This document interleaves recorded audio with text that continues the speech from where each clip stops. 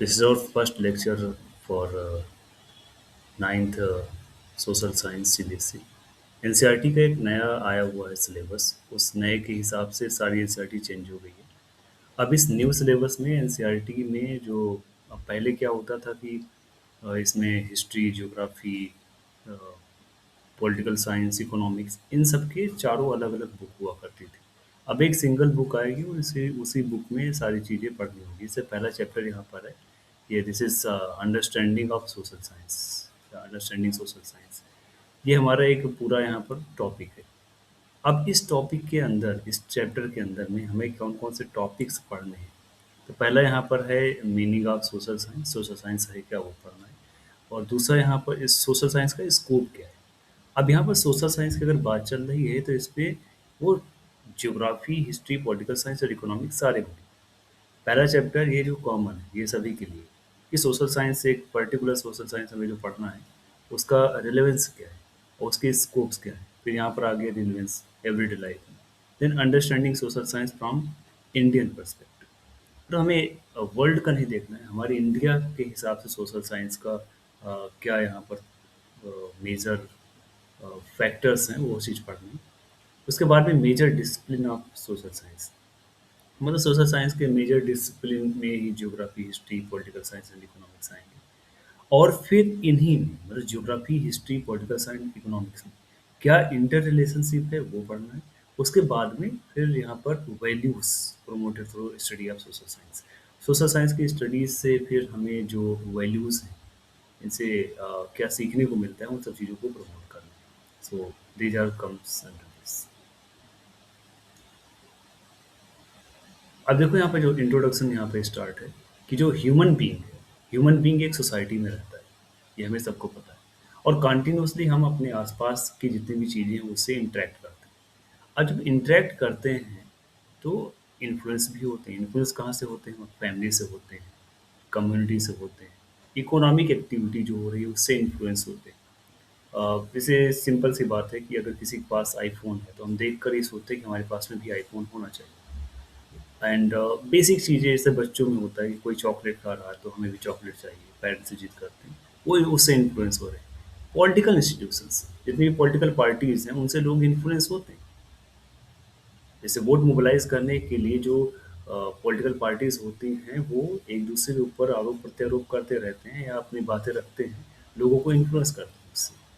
कुछ cultural tradition है, इससे लोग इन्फ्लुएंस होते हैं, like Holi, Diwali, and other tradition like folk song, folk dances. तो ये जो फैक्टर्स हैं इससे सोशल बिहेवियर, एक सोशल बिहेवियर का शेप जो है वो थोड़ा चेंज होता है। और ये डिफाइन करता है, डिटरमाइन करता है कि ह्यूमन रिलेशनशिप का नेचर क्या हो, राइट।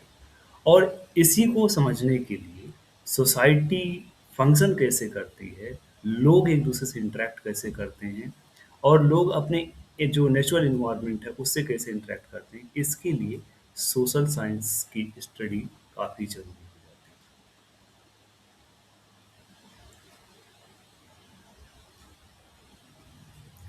अभी वो सोशल साइंस इसमें है क्या? ये सोशल साइंस जो होता है वो समझने में हेल्प करता है कि सोशल चेंज हो रहा है और economic development, political system, environmental issues, इन सबको समझने में सोशल साइंस हेल्प करता है।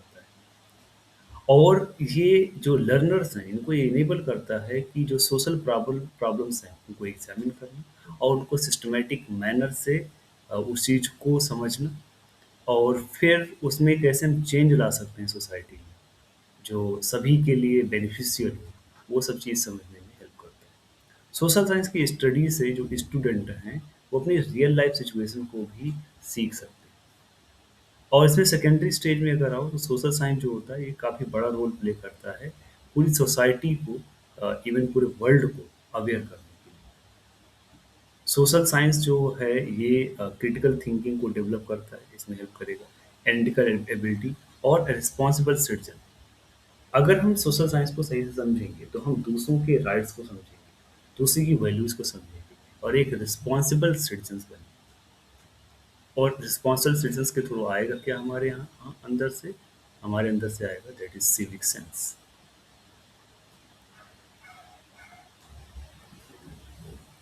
So through the study of social science, students gain an understanding of democratic values. Students जो हैं ये डेमोक्रेटिक वैल्यूज को समझेंगे। अब ये डेमोक्रेसी क्या है? डेमोक्रेसी वो है जहाँ पर लोग अपना गवर्नमेंट खुद चूज करते हैं और सभी के जहाँ पर एक्टिव पार्टिसिपेशन होती है सोसाइटी में। अब यहाँ पर देखो क्या क्या है। सबसे पहले तो है टॉलरेंस।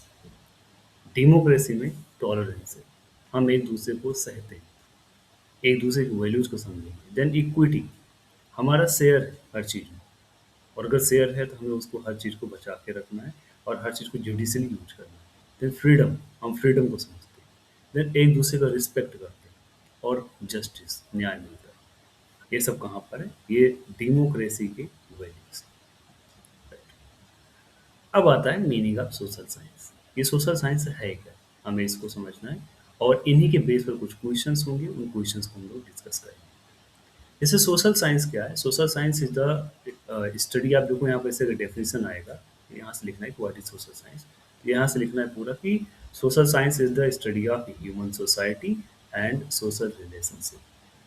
तो जो सोशल साइंस है वो ह्यूमन सोसाइटी की स्टडी और सोशल रिलेशनशिप क्या है उसके बारे में बताता है। And it deals with the way in which people organise their lives. ये उस तरीके से चीज़ों को बता रहे हैं जैसे लोग अपनी लाइफ को ऑर्गेनाइज करते हैं, अवेलेबल जो रिसोर्सेज हैं उनको यूज कैसे करते हैं, और सोशल, इकोनॉमिक और पॉलिटिकल इंस्टीट्यूशंस एक दूसरे से इंटरेक्ट कैसे करते हैं। ये सब कुछ बताता है हमारा social science. Social science human behaviour के पैटर्न और सोशल प्रोसेस को एक सिस्टमैटिक मैनर में एक्सप्लेन करता है। नेचुरल जो साइंसेज होते हैं उनकी तरह नहीं, इसमें स्टडी क्या होती है, जैसे यहाँ पर study of physical and natural world उसमें होता है, मतलब नेचुरल साइंस में। लेकिन सोशल साइंस में क्या है, ये फोकस करते हैं ह्यूमन एक्टिविटीज़ पर, इंस्टीट्यूशंस पर एंड रिलेशनशिप। मतलब नॉर्मली जो फिजिक्स, केमिस्ट्री, बायोलॉजी है उनकी तरह नहीं। यहाँ पर हमें क्या-क्या चीज़ों को वैल्यूज़ देना है, क्या-क्या पढ़ना है। यहाँ पर हमें ह्यूमन एक्टिविटीज़, इंस्टीट्यूशन और रिलेशनशिप, यही जो नेचुरल साइंस और सोशल साइंस को अलग बनाती है। अगर डिफरेंस आएगा लिखने को तो ये 1-2 पॉइंट यहाँ पर बनाकर लिख सकते हैं। अब हुआ क्या कि जो सोसाइटी है जब बनी तो उसमें वो सोसाइटी फंक्शन कैसे करी, उसमें चेंजेस ओवर टाइम कैसे आ गए, ये सब सारी चीज़ें हम पढ़ेंगे सोशल साइंस में। सोशल साइंस में डिसिप्लिन वही जो मैंने बात किया था ऊपर, यहाँ पर ये मेन क्या है, हिस्ट्री है, ज्योग्राफी है, पॉलिटिकल साइंस है और इकोनॉमिक्स है। तो अगर क्वेश्चन पूछता है कि सोशल साइंस के मेन डिसिप्लिन कौन कौन से हैं, तो इसमें आएगा यहाँ पर history, geography, political science and economics. और जितने भी यहाँ पर डिसिप्लिन है, इसमें जितने भी पार्ट हैं इसके, सबका अलग अलग पर्सपेक्टिव है। हिस्ट्री जो है ये पास्ट इवेंट और डेवलपमेंट के बारे में ये स्टडी करता है। ज्योग्राफी जो है वो ह्यूमन बीइंग और एनवायरनमेंट का इंटरेक्शन और रिलेशनशिप के बारे में बताता है। पॉलिटिकल साइंस फोकस करता है गवर्नेंस पर और पॉलिटिकल इंस्टीट्यूशन पर। और इकोनॉमिक्स डील करता है production, distribution and consumption of resources पर। और इन सभी को इकट्ठा अगर हम यहाँ पर देखें तो ये इकट्ठा ये पूरा बनाता है कि this is a discipline provide comprehensive study of society. Society की पूरी स्टडी हम इसे हिस्ट्री, ज्योग्राफी, पॉलिटिकल साइंस और इकोनॉमिक्स से समझते हैं। अब देखो इसमें जैसे हम लोग क्वेश्चन वहाँ पर देख रहे थे, ये वाला क्वेश्चन है एग्जाम में डायरेक्टली ये सब आ सकते हैं कि what is made by social science. ऊपर वहाँ पर डेफिनेशन दी गई है जो मैंने स्टार्टिंग में मार्क कराया था, तो ये वहाँ पर लिख देना है। And what is sorry how is social science different from natural science. तो जैसे हम लोग ऊपर डिस्कस किए कि जो नेचुरल साइंस और सोशल साइंस के बीच में डिफरेंस है, तो एक एक पॉइंट उसका दोनों का लिख सकते हैं। So this is a type of, जैसे पुरानी एनसीईआरटी में होता था इन टेक्स्ट क्वेश्चन, वैसे यहाँ पर क्विक मैप के अकॉर्डिंग दिया गया है। सो ये इन बिटवीन जो क्वेश्चंस बनते हैं जो एक्सरसाइज से डिफरेंट हैं, वो ये ऐसे क्वेश्चंस आ सकते हैं। तो आई होप यहाँ तक सारी चीज़ें क्लियर हुई होंगी और बढ़ते हैं अब अगले टॉपिक की तरफ। अगला यहाँ पर scope of social science. Social science का क्या स्कोप है? तो सोशल साइंस देखो एक मल्टी डायमेंशनल, यहाँ पर ये बहुत मतलब कि ह्यूमन लाइफ एंड सोसाइटी के अलग अलग एस्पेक्ट के बारे में डील करता है। And it studies not only the structure of society but also the processes, ऐसी प्रोसेसेस के बारे में जो सोशल चेंज और डेवलपमेंट को इन्फ्लुएंस करते हैं।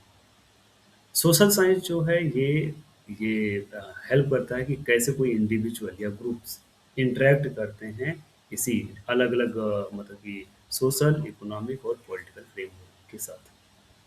ऐसे-ऐसे ऐसे समझो कि जैसे कोई यहाँ पर इंडियन है फ्रॉम साउथ साइड, वो नॉर्थ के जो लोग हैं उनके साथ में जैसे इंटरैक्ट कर रहा है, तो कैसे एक-दूसरे के वैल्यूज़ को समझाएगा, तो ये दिखाएगा वहाँ पर सीधे पॉलिटिकल साइंस का आएगा कि वी आर द इंडियन। तो वो हमें ये दिखाएगा कि हम सारे इंडियन हैं, चाहे वो नॉर्थ के से रीजन का हो या साउथ के रीजन का हो। तो एक-दूसरे से इंटरैक्ट करेंगे कि वी आर द वन। तो बाकी ज्योग्राफिकल अगर फीचर देखें तो दोनों जगह का अलग-अलग है, but from one dimension that is political science we are same. So social science includes the study of social institutions, जैसे यहाँ पर सोशल इंस्टीट्यूशन में देखो बहुत सारी चीज़ें, जैसे फैमिली, राइट, रिलीजन है, एजुकेशन है एंड कम्युनिटी। इन सभी से हम लोग इन सभी के बारे में इन सभी की स्टडी करेंगे। इवन फैमिली में बहुत सारी जो चीज़ें होती हैं, रिलीजन, एजुकेशन, कम्युनिटी, सबके बारे में हम लोग यहाँ पर पढ़ेंगे। अब देखो जब पढ़ेंगे तो इससे क्या होगा कि हमारा जो सोशल बिहेवियर और वैल्यू है वो चेंज होगा।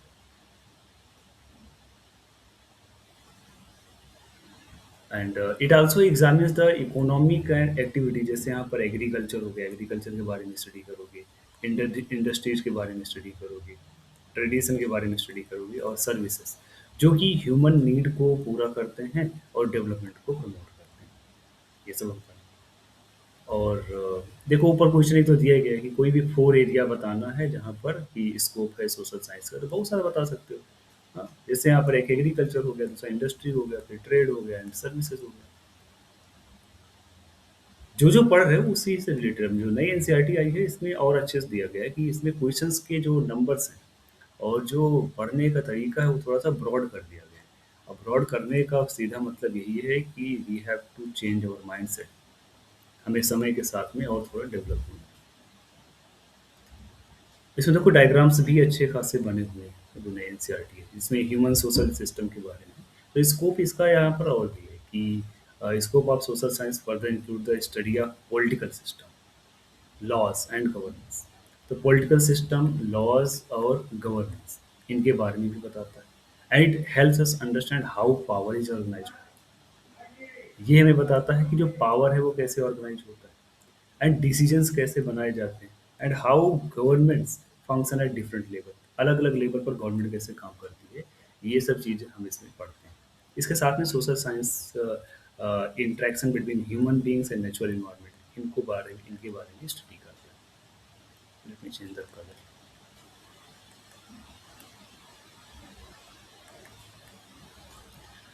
अब यहाँ पर देखो कैसे क्या होता है ह्यूमन सोशल सिस्टम में कि इंटरेक्शन कैसे हो रहा है, ये इन्वायरमेंट जैसे यहाँ पर है कि ये जैसे ह्यूमन इन्वायरमेंट इंटरेक्शन। देखो घर है, घर कहाँ से घर वगैरह है। अब यहाँ पर लोग सरवाइव कैसे कर पाएंगे, सरवाइव कर पाएंगे जब यहाँ पर पानी होगा, पेड़ होंगे, पेड़ से क्या मिलेगा, हमें ऑक्सीजन मिलेगा, इन सब चीज़ से हम सर्वाइव कर पाएंगे। अब देखो यहाँ पर ये और दिखा रहा है कि लाइक एक दूसरे से लोग मिलेंगे और फिर अब ये सब देखो इंटरेक्शन ही है। अब यहाँ पे इंटरेक्शन है, आप कैसे अब ये कोई भी यहाँ पर जब माइनिंग एक्टिविटी हो रही है तो माइनिंग एक्टिविटी कहाँ पर होगी, वो नेचर में होगी। नेचर में मतलब कि हाँ ह्यूमन नीड भी पूरा हो रहा है और नेचर से हमें कुछ रिसोर्सेज भी मिल रहे हैं। So these are basically interacted, तो हमें ज्योग्राफी, इकोनॉमिक्स सारी चीज़ें सब इंक्लूड करके पढ़नी है।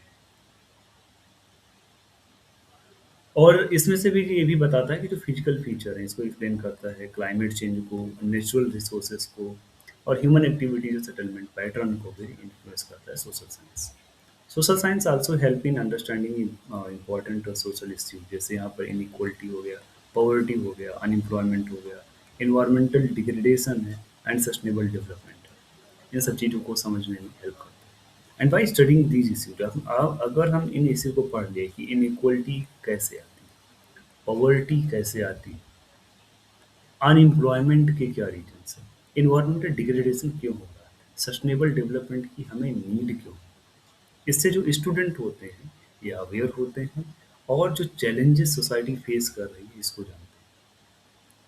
सो the subject equips learners with analytical and reasoning skill. और यही होता है कि जो लर्नर्स हैं वो एनालिटिकल और रीजनिंग स्किल्स को इक्विप करते हैं, उससे बनते हैं। इसी से होता क्या है कि जो स्टडी है सोशल साइंस की या सोसाइटी की स्टडी है, ये एक लॉजिकल फ्रेमवर्क बन जाता है, सिस्टमैटिक इसके बारे में नॉलेज और साइंटिफिक मैनर इसमें पता चलता है कि कैसे हम यहाँ पर सोशल साइंस को इम्प्लीमेंट करके पूरी ह्यूमन लाइफ और इन्वायरमेंट को कैसे बचा सकते हैं। सो अब देखो यहाँ पर एवरीडे लाइफ में कैसे मतलब कि पूरी जो डेली की लाइफ है उसका यहाँ पर सोशल साइंस से क्या रिलेशन है या सोशल साइंस का रिलेवेंस क्या है हमारी पूरी सब जिंदगी में या पूरी लाइफ में। सबसे पहले कि अंडरस्टैंडिंग सोसाइटी, सोसाइटी को समझना। सोसाइटी को हम समझेंगे कैसे? देखो, सोशल रिलेशनशिप को हम समझेंगे। सोशल रिलेशनशिप क्या है? अब सोशल रिलेशनशिप कई लेवल पर हो सकती है। फैमिली लेवल पर होगी, राइट? फैमिली पर होगी। फैमिली के ऊपर फिर यहाँ पर पूरा पूरा घर जाओगे तो यहाँ पर पूरी पूरी कम्युनिटी का होगा। उसके ऊपर फिर जाओगे तो फिर वो तो वो उस तरह से वो हायरार्की बढ़ती जाएगी। फिर उसके बाद में कस्टम्स मतलब रीति रिवाज कैसे, ट्रेडिशंस मतलब हमारे ट्रेडिशंस क्या हैं, और कल्चरल प्रैक्टिसेस क्या हैं, इनको समझो।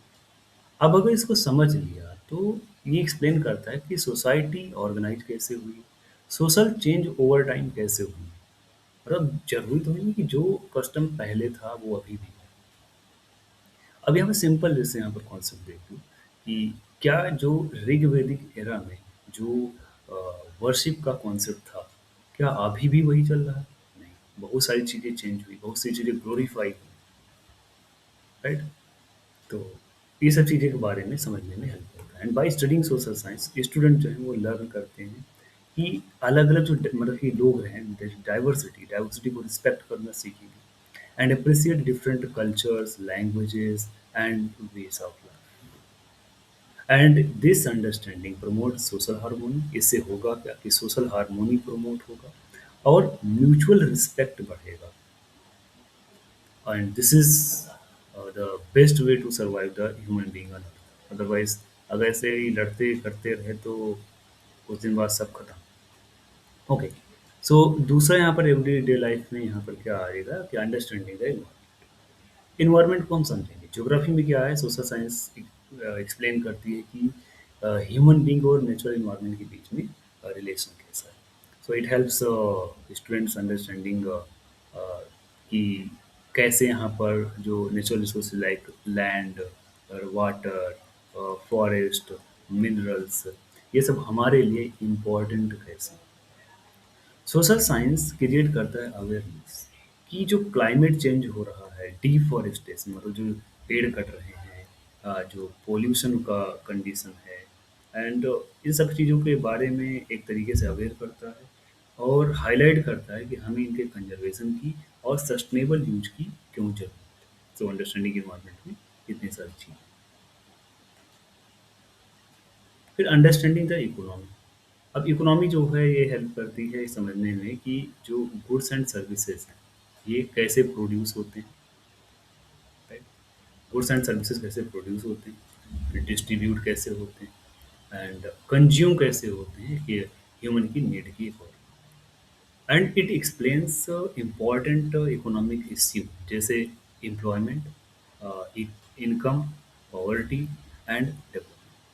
और जो स्टडी है इकोनॉमिक्स की ये हमें यहाँ पर सिखाती है कि समझने में हेल्प करती है मतलब कि इकोनॉमिक कि रिसोर्सेज का रोल क्या है, टेक्नोलॉजी का रोल क्या है और गवर्नमेंट पॉलिसी जैसी कौन कौन सी हैं जो इकोनॉमिक ग्रोथ और डेवलपमेंट में हेल्प करती हैं।